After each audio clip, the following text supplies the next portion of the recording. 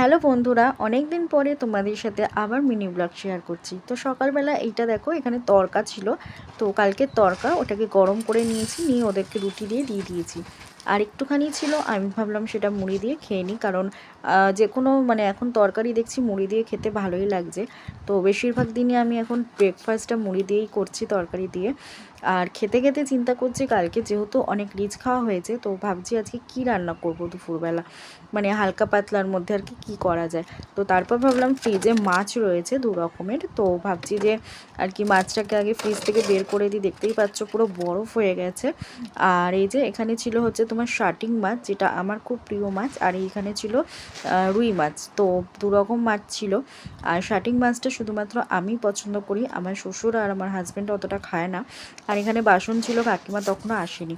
তো ভাবলাম যে আজকে একটু পাতলা করে মুসুর ডাল করব, মানে টক ডাল, তেঁতুল আর টমেটো দিয়ে, আর মাছ ভাজা আর আলু চোখা করব।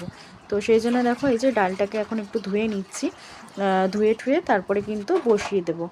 আর যেহেতু আলু চোখা করব, সেই জন্য আর কি ডালের মধ্যেই আলুটাকে দেখো কেটে দিয়ে দিয়েছি। আর দুপুরবেলা তো আমি আর বাবা খাবো, দিনের বেলা তো আমার বর থাকবে না, ও তো মানে অফিস চলে গেছে, সেই জন্য। আর এখানে কাকিমা সব বাসনগুলো মেজে দিয়েছিল, সেগুলোকে এখন দেখো আমি সব সেলফের মধ্যে আর কি গুছিয়ে রাখছি। তো আমি না এই সেলফটাকে চেঞ্জ করব, কারণ এত বাসন হয়ে গেছে না, এই সেলফের মধ্যে আর এখন রাখা যায় না। তো ওই জন্য একটুখানি চেঞ্জ করার ইচ্ছে আছে, দেখা যাক কবে করি। আর এদিকে আবার বাসন টাসনগুলো সব রেখে দিয়ে আমার এদিকে ঘরটর মোছা তো হয়েই গেছে, শুধু রান্নাটাই বাকি রয়েছে। আর আজকে রান্না করতে অনেকটা বেলা হয়ে গেছে। এ দেখো, এখানে ডাল সিদ্ধটা মোটামুটি হয়ে এসছে, আলুটাও সিদ্ধ হয়ে এসছে। এবার কিন্তু ডালটা ফোড়ন দিয়ে দেবো।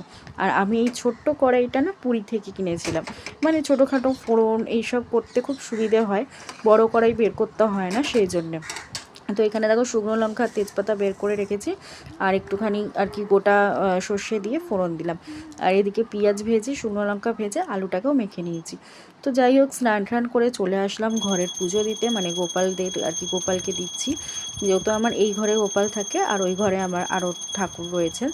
তো ওই ঘরে আগে গোপালকে সব দিয়ে ঠিয়ে তারপরে কিন্তু আমি আবার ওই ঘরে পুজোটা দেব।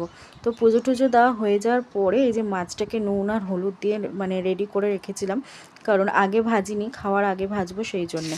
এখানে দেখো মাছটা ভেজে নিচ্ছি। দুটো লেজা ছিল, আর হচ্ছে একটা মাথা ছিল, আর একটা পিস ছিল। তো যাই হোক, পাঁচ ভাজা হয়ে গেছে। এখন দেখো এখানে ভাত বেড়ে নিচ্ছি, দুপুরবেলা আমি আর বাবা খাবো, সেই জন্যে বাবা ওই ঘরে বসে রয়েছে।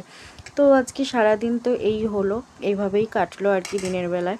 তো তোমাদের ভিডিওটা কেমন লাগলো অবশ্যই কিন্তু আমাকে জানিও। আর প্রত্যেক দিনই চেষ্টা করব এখন থেকে মিনি ব্লগ দেওয়ার। টাটা।